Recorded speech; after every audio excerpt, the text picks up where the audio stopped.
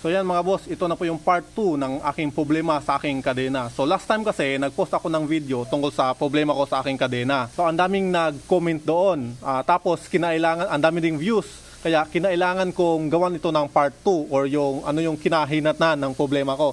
Kasi yung video ko na yun, umabot po ng 400,000 mahigit yung views. Tapos yung comment naman, 4,500. Grabe, ang dami pong na-involve. Ang daming nag-comment, ang daming nag-suggest, tapos may nag-away-away na doon.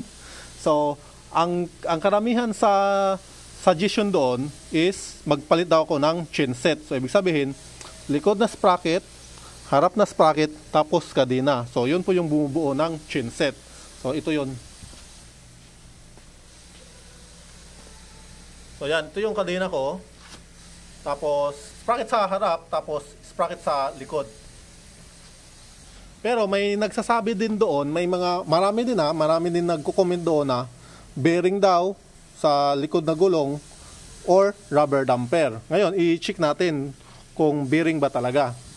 So, sa pagkakaalam ko kasi, kapag inalog mo itong gulong mo sa likod, kapag yumugyug yan or gumalaw yan, may problema, may tama yung bearing mo sa likod. Okay? So, yugyugin natin. Forward tsaka backward. Oops. Okay, walang alog. So, up and down naman. Wala ding alog. So, fit lang swak lang siya. So, ibig sabihin, walang problema yung bearing natin sa likod. Tapos, may nagsasabi din doon na rubber damper. So, i-check natin yung rubber damper kung okay ba. So, para ma-check yung rubber damper kung okay ba, is alugin lang natin itong likod na sprocket. So kapag gumalaw ito, ibig sabihin yung rubber damper na andito is manipis na or may tama na. Okay? So alugin natin. Wala. Up down. Wala din. So fit lang siya. So ibig sabihin, walang problema yung rubber damper. So yun yung pagkakaalam ko kung paano i-check yung rubber damper tsaka yung bearing. Ngayon, kung may mali yung pag-check ko sa rubber damper tsaka sa bearing, ipaki-comment na lang po kung paano ba dapat i-check yung bearing tsaka yung rubber damper kung okay pa ba.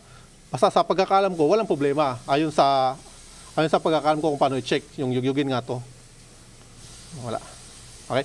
So, pero bumili na rin ako ng rubber damper kasi andun na rin sa Shopee. Sinama ko ng bilhin. So ito na, kumpleto na po ang ating chain set. So punta na tayo sa ating mekaniko para ipakabit natin to. Tapos tignan natin kung mawala ba yung problema ko. So sinimula na pong baklasin.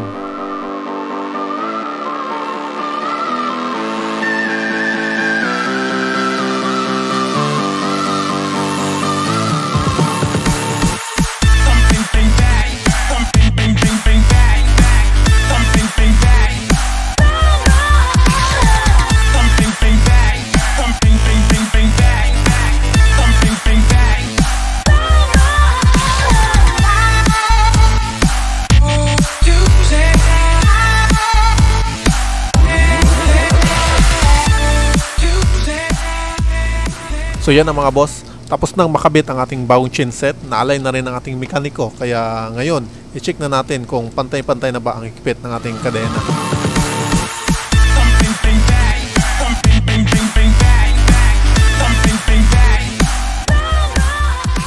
So pantay na po ang higpit ng ating kadena. Ngayon, pinaikot-ikot ko gamit ang aking kamay, wala na rin yung ingay, kaya okay na siya.